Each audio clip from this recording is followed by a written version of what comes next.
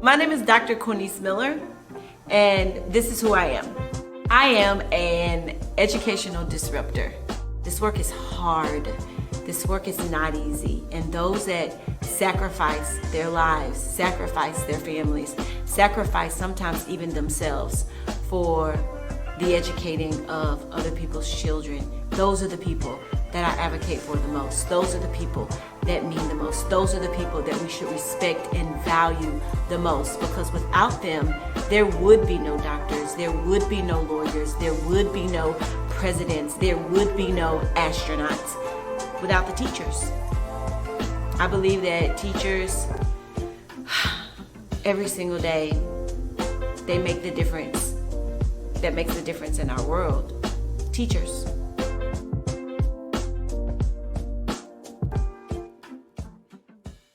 Hi, Queinnise. Hi, Dr. Miller. How are you?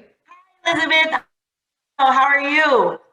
Yeah, fine. Thank you. I'm so excited with this interview. Thank you so much for collaborating with Exdintra and for this interview about your book. Thank you. I'm super excited and I feel honored for the opportunity to interview with you. Okay, if you don't know the Dr. Miller, I need to say that even after more than 20 years as an educator, Dr. Queinnise Miller continues to have a passion for teaching, learning, and leading. As a teacher, motivational speaker, trainer, author, and educational leader, Dr. Miller is driven by a belief that all children deserve a world-class education, regardless of cultural or economic background. Her proudest work has been that of a school principal, where she believes her job is to support and serve the people who make the magic happen, the people who really make the difference, teachers. In her book, Dr. Miller shares her story as a teacher in a urban school and offers advice, suggestions, and insights for aspiring new and veteran teachers.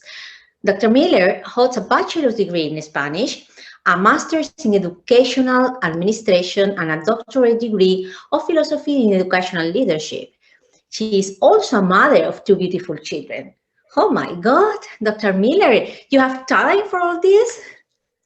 Absolutely not, but I am just excited for the opportunity. I was just making eggs for my daughter and getting ready for this amazing interview. So, we make time for what's important, and this is definitely important to me. Thank you. Dr. Miller, tell us about yourself, please. Definitely. So, of course, I've had over 20 years experience in this work, but first, I am a mom to two beautiful children. I feel like I'm a teacher always. I'm a leader, an author, a speaker, and I really like to focus in on the humanity of education and understanding and building authentic relationships with all stakeholders that are involved. I have this new brand that has been birthed out of this book. And within this brand, I offer training and consulting and leadership coaching and mentorship that is rooted in love.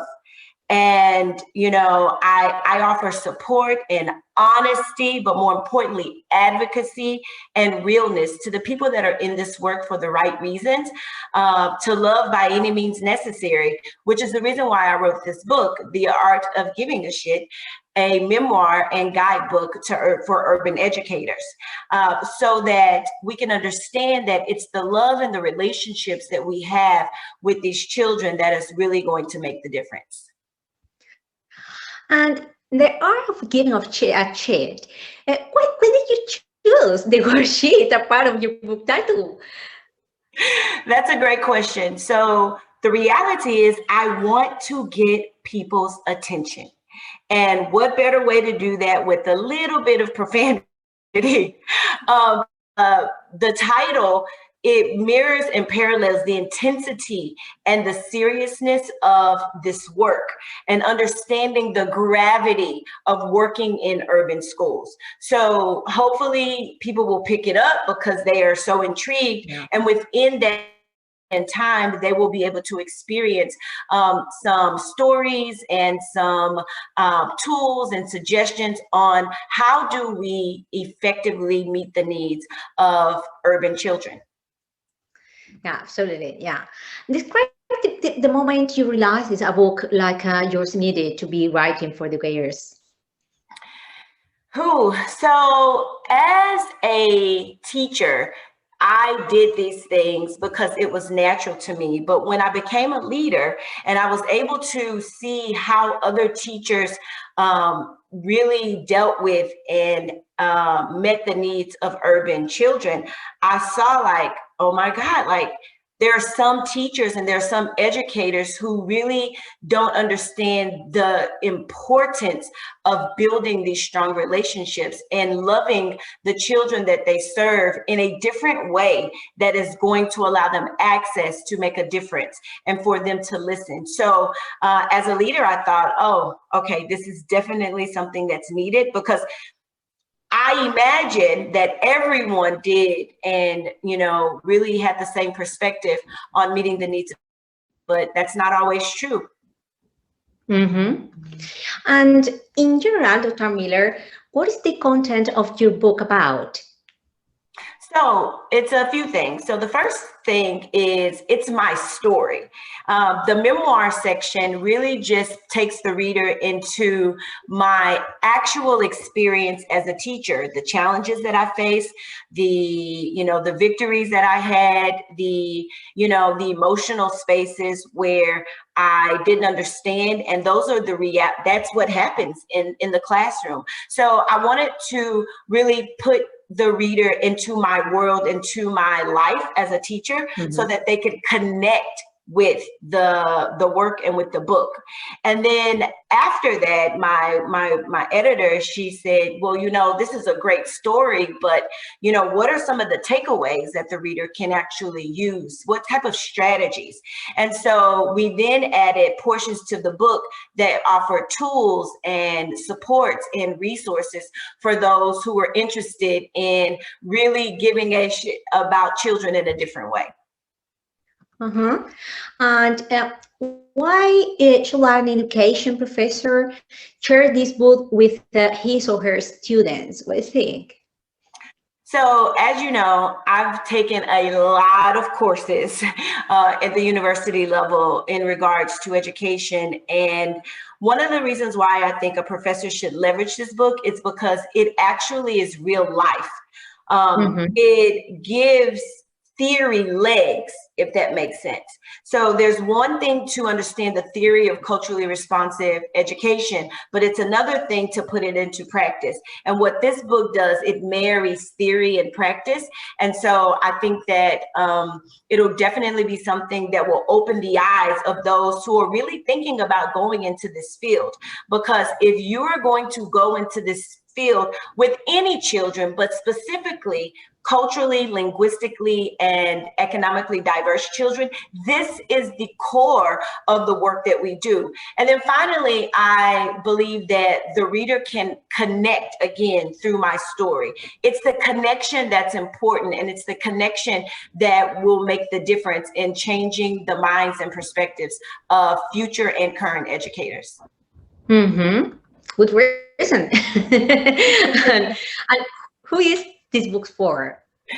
Well, I think that this book is definitely for educators, both veteran educators as well as new educators, but most importantly, aspiring educators, because this is a book that's going to give them the honest truth about what this work is and allow them to make a decision on whether or not they want to go into the field of education, specifically for urban school districts. In addition, I believe this work is for parents. As a parent, I heavily depend on the teachers that my children have. And so I think that as a parent, if I can read this book and say, oh, this is what this should look like and feel like from the teachers, then it will empower parents to be able to ask the right questions to teachers that sometimes parents just don't know to ask. And then I think it's also really, really relevant to others that, just want a good read, a good story, but more importantly, those that are interested in just doing some self-development and self-reflection. I think that the book really serves as a mirror for all people, whether you're an educator or not. A lot of the concepts and the principles would transfer to any field, especially those that serve others. If you are a server of others, this is a book that would definitely be helpful for you in the work that you do. Yeah. And how does this book contribute to a new first-year teacher, Dr. Miller? First year teaching is so hard. I remember being exhausted my first year of teaching because it is mentally and physically and emotionally draining. You're scared. You've got this anxiety and you don't know what you're doing. And so for first year teachers, it will help with that. It will help with the anxiety. But most importantly,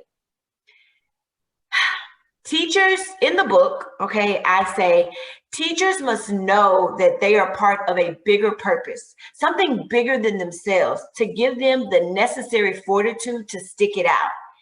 The teacher's why has to be solid, that when all the arrows, are pointing to giving up, that they're able to continue to do what's needed for kids. And this book will allow them to do that. And on the contrary, how does this book contribute to a seasoned teacher who's been in the field for years? Oh, that's a really good question. So again, after 20 years in this work, I remember after around 8 years of teaching, I was really burnt out and I was tired and I was frustrated for a number of reasons. But one of the things this book will do for veteran teachers is remind them of their why. Remind them of their purpose, remind them of why they got into this field in the first place. In addition, I think that this book for veteran educators will give them a different perspective on the work that we do. How do you balance the importance of academics with relationships and remembering that that balance is needed? I also believe that this book will provide tools and strategies and resources, because as educators, we are always learning. And if you are not learning, if you are not reading, then you're not leading, and you're not going to be able to really meet the needs of the scholars that we serve today. And then finally, Elizabeth, I really believe as a leader, because I am a current leader and leadership is another one of my passions, I think that this book would serve as a resource to be a mirror for teachers that are for teachers who are wanting to serve the whole child. Sometimes as leaders, we are torn between the agendas of instructional academic success and relationships. And what this book can do is push the agenda of love and humanity without necessarily compromising the responsibility to teaching and learning ability. And it's really, really interesting to speak about that, because I remember that in your book, you write a sentence like, without discipline, there can be no education. What does this mean to you in relation to education, and why do you think it's important for other educators to understand this? Highlight chapter 6, you remember? Yeah, so chapter 6 is one of my favorite chapters. I just love that quote, without discipline, there can be no education. And I think that the importance of that for educators is that, doing what you don't, discipline means doing what you don't want to do to get what you want, right? And so for educators, it's the discipline that we need to be able to evolve and to be able to push outside of ourselves to truly, truly be able to meet the needs of scholars. Let me give you an example. In this era of COVID, this time has really been a time where teachers have had to be disciplined in a different way to learn things like technology.